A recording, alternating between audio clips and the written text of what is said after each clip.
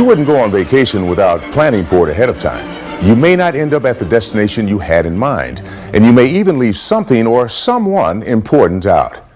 Planning is an important part of our personal and professional lives, regardless of whether you are thinking about a vacation, your children's education, changing jobs, or moving across country. It all involves planning. Planning is also critical to the successful growth and change of communities.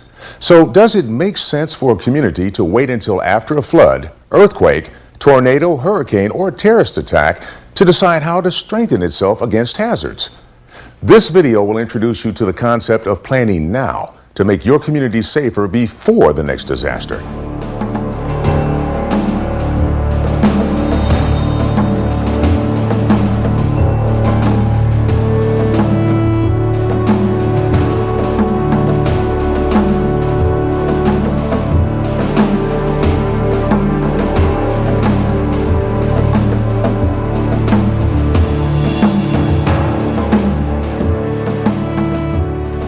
Throughout the United States, disasters cause billions of dollars of damage annually. While we will never be able to completely prevent disasters from happening, we do know how to reduce their impacts through hazard mitigation planning. There are many hazard mitigation techniques that can reduce disaster losses to existing as well as future private and public assets. Retrofitting and rehabilitating buildings to strengthen them can reduce physical losses to existing structures. Adopting building codes and employing land use planning tools can minimize or remove completely the effects of potential hazards on future development. While we are fortunate to have many hazard mitigation options and resources available, it can be challenging to find the right approaches and the means to make them happen. Hazard mitigation planning allows your community to take advantage of the power, strength, knowledge, and resources of citizens, businesses, and government as you determine how to best reduce vulnerability to all types of hazards. Who better to talk about the benefits of planning than those who have been involved in the process? Here's what they had to say. Communities should do hazard mitigation planning because it makes sense. Hazard mitigation planning is basically making the right decision in everyday land use planning. From where should you locate a road, how dense should a subdivision be, where should a house be located on a beach or on a lake shore.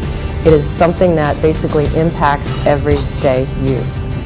But one of the things I've learned in the whole process is that for those communities that have gone through a planning process, that have involved the public, that have got a project actually in the plan, that project comes in on cost, on time. States and local communities have to work together in basically achieving a common goal, and that is basically preparing for the unknown.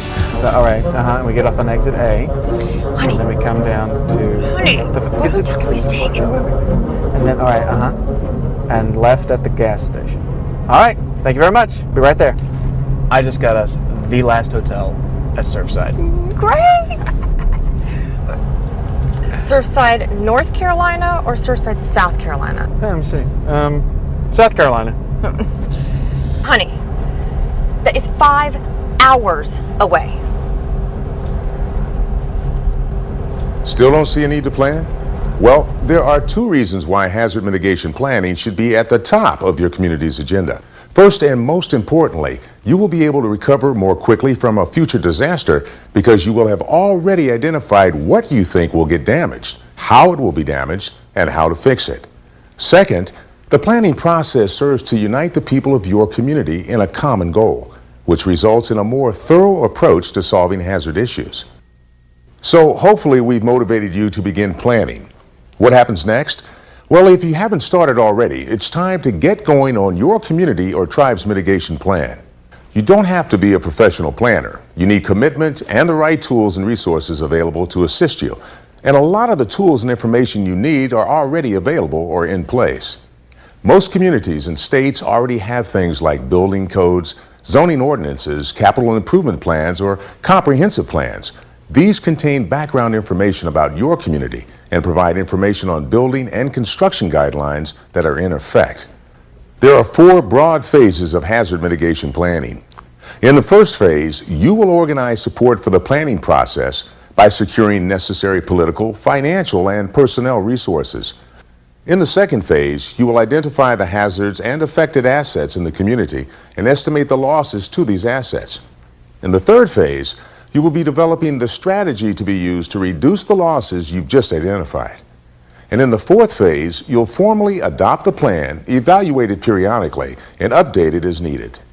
However, because planning is a process, it truly never ends. Planning can benefit citizens, elected officials, and volunteer planners by bringing them into the process as stakeholders. Planning for citizens, for elected officials,